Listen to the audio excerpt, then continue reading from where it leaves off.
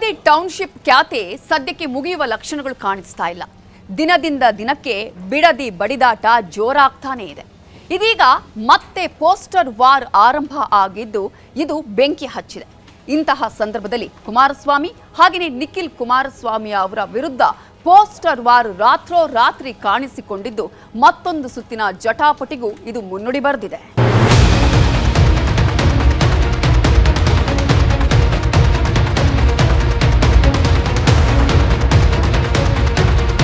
ಇವತ್ತು ಪೋಸ್ಟ್ ಅಂಟಿಸವ್ರೆ. ನಾನು ಬೆಳಗ್ಗೆ ಕುಮಾರಣ್ಣ ಡೆಲ್ಲಿಲಿದ್ರು, ಮಾತನಾಡಿದೆ. ಎಸ್ ಪಿಗೆ ಮಾತಾಡಿದ್ದೀನಿ, ಐಜಿಗೆ ಮಾತಾಡಿದ್ದೀನಿ ಅಂದರು. ನಾನು ಇನ್ಸ್ಪೆಕ್ಟರ್ಗೂ ಮಾತಾಡಿದ್ದೀನಿ. ಎಸ್ ಪಿ ಅವ್ರಿಗೆ ದಯಮಾಡಿ ತಾವು ಎಸ್ ಪಿ ಅವರೇ ಈ ವಿಚಾರದಲ್ಲಿ ನೀವು ಕ್ರಮ ತಗೊಳ್ಳಿಲ್ಲ ಅಂದ್ರೆ ನಾವು ಯಾರಿಗೂ ಎದುರೋರಲ್ಲ.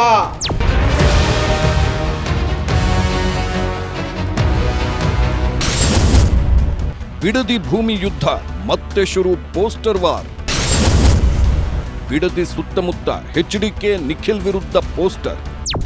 ಕೆಲವು ದಿನಗಳ ಹಿಂದೆ, ಅಂದ್ರೆ ಸರಿಯಾಗಿ ಒಂದು ವಾರದ ಹಿಂದೆ ಬಿಡದಿಯಲ್ಲಿ ಪೋಸ್ಟರ್ಗಳ ವಾರ್ ನಡೆದಿತ್ತು. ಬಿಡದಿ ಟೌನ್ಶಿಪ್ ವಿರೋಧಿಸಿ ಯಾವಾಗ ವಿಪಕ್ಷಗಳು ಹೋರಾಟ ನಡೆಸೋಕೆ ತೀರ್ಮಾನ ಮಾಡಿದ್ವು, ಅದರ ಹಿಂದಿನ ದಿನ ರಾತ್ರಿಯೇ ಬಿಡದಿಯ ಗ್ರಾಮಗಳ ಗೋಡೆಗಳ ಮೇಲೆ ಪೋಸ್ಟರ್ಗಳನ್ನ ಅಂಟಿಸಲಾಗಿತ್ತು. ಅದು ಕೇಸರಿ ಪಡೆ ಹಾಗೂ ದಳಪತಿಗಳನ್ನ ಕೆಣಕುವಂತಹ ಪೋಸ್ಟರ್ಗಳು. ಆ ಪೋಸ್ಟರ್ಗಳಲ್ಲಿ ವಿಪಕ್ಷ ನಾಯಕ ಆರ್ ಅಶೋಕ್ ಅವರನ್ನ ರೈತರ ಭೂಮಿಯನ್ನ ಕದ್ದ ಭೂಗಳ್ಳ ಅಂತಾನು, ಛಲವಾದಿ ನಾರಾಯಣಸ್ವಾಮಿ ಅವರನ್ನ ಬಿರಿಯಾನಿ ಅಡ್ಡೆಯ ಚಿಲ್ಲರೆ ನಾರಾಯಣಸ್ವಾಮಿ ಅಂತಾನು ನಿಂದಿಸಲಾಗಿತ್ತು.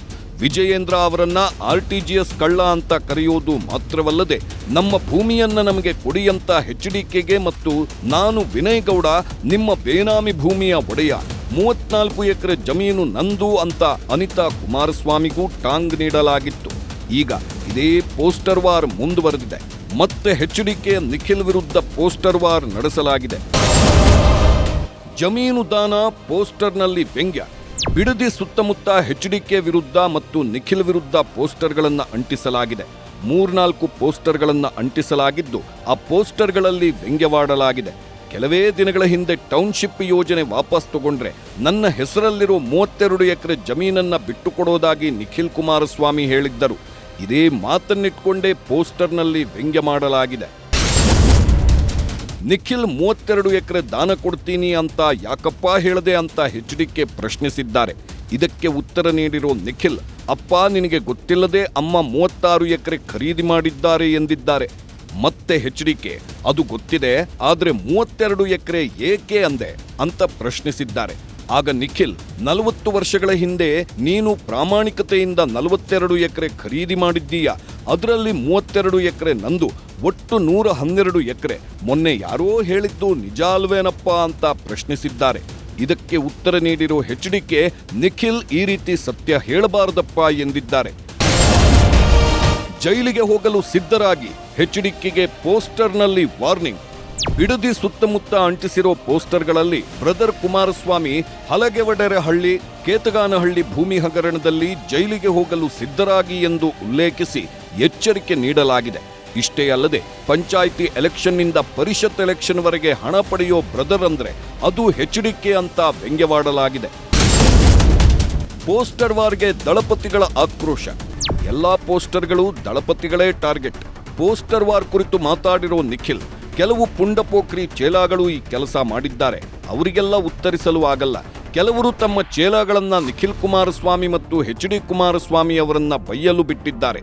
ಅತಿ ಹೆಚ್ಚು ಬೈದವರಿಗೆ ಮಂತ್ರಿ ಸ್ಥಾನ ನೀಡಲಾಗುವುದು ಎಂದು ಹೇಳಿದ್ದಾರೆ. ಸಚಿವ ಸಂಪುಟ ವಿಸ್ತರಣೆ ಆದ್ರೆ ಇವರೆಲ್ಲ ಮನೆ ಸೇರ್ಕೊಳ್ತಾರೆ ಅಂತ ವ್ಯಂಗ್ಯವಾಡಿದ್ದಾರೆ. ಯಾರು ಕುಮಾರಸ್ವಾಮಿ ಅವ್ರನ್ನ, ನಿಖಿಲ್ ಕುಮಾರಸ್ವಾಮಿ ಅವ್ರನ್ನ ಅತಿ ಹೆಚ್ಚು ಬೈತಾರೋ ಸ್ಟೇಟಸ್ ಮುಖ್ಯಮಂತ್ರಿಗಳ ರೆಕಾರ್ಡಲ್ಲಿ ಒಂದು ಬರ್ಕತ್ತವ್ರೆ ಮಾರ್ಕ್ಸು ಕುತ್ಕೊಂಡು. ಯಾರು ಜಾಸ್ತಿ ಬೈತೀರಾ ಅವ್ರಿಗೆ ಸಚಿವ ಸಂಪುಟ ಸ್ಥಾನ ಕೊಡ್ತೀವಿ ಅಂತಕ್ಕಂಥದ್ದು ಬಹುಶಃ ಹೇಳ್ದಂಗಿದ್ದಾರೆ. ಈ ಸಚಿವ ಸಂಪುಟ ವಿಸ್ತರಣೆ ಆದಮೇಲೆ ಇವರೆಲ್ಲ ಅಡ್ರೆಸ್ ಗಿರಾಕಿಗಳು ನೀವು ಹೋಗಿ ಮೈಕ್ ಹಿಡಿದ್ರು ಮನೆ ಸೇರ್ಕತ್ತಾರೆ ನಡಿ.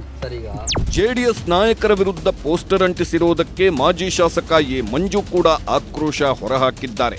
ಪೊಲೀಸರು ಇದಕ್ಕೆಲ್ಲ ಕಡಿವಾಣ ಹಾಕಬೇಕು ಅಂತ ಒತ್ತಾಯಿಸಿದ್ದಾರೆ. ಮೊನ್ನೆ ಪೋಸ್ಟರ್ ಅಂಟಿಸಿದ್ರು, ಇವತ್ತು ಪೋಸ್ಟರ್ ಅಂಟಿಸವ್ರೆ. ನಾನು ಬೆಳಗ್ಗೆ ಕುಮಾರಣ್ಣ ಡೆಲ್ಲಿಲಿದ್ರು, ಮಾತನಾಡಿದೆ.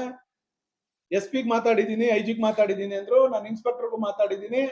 ಎಸ್ ಪಿ ಅವ್ರಿಗೆ ದಯಮಾಡಿ ತಾವು ಎಸ್ ಪಿ ಅವರೇ ಈ ವಿಚಾರದಲ್ಲಿ ನೀವು ಕ್ರಮ ತಗೊಳ್ಳಿಲ್ಲ ಅಂದ್ರೆ ನಾವ್ ಯಾರಿಗೂ ಎದುರೋರಲ್ಲ. ನಾವು ಮುಕ್ತವಾಗಿ ನಾವ್ಯಾರು ಕಳ್ಳರ ತರ ರಾತ್ರಿ ಹೊತ್ತು ಬಂದು ಪೋಸ್ಟ್ ಅಂಟಿಸೋರಲ್ಲ. ಇಡೀ ನಮ್ಮ ಸಂಘಟನೆ ಮೂಲಕ ಪೋಸ್ಟರ್ ಅಭಿಯಾನವನ್ನ ಮಾಡ್ತೀವಿ, ಹಗಲಲ್ಲಿ ಮಾಡ್ತೀವಿ. ಸರ್ಕಾರಿ DC ಕಚೇರಿ ಮುಂದೆ ಅಂಟಿಸ್ತೀವಿ, SP ಕಚೇರಿ ಮುಂದೆ ಅಂಟಿಸ್ತೀವಿ.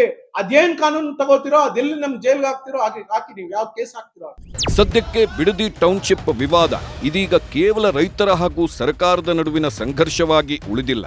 ಭೂಮಿ ಯುದ್ಧ, ಪೋಸ್ಟರ್ ಯುದ್ಧದ ಆಯಾಮವನ್ನ ಪಡೆದಿದೆ.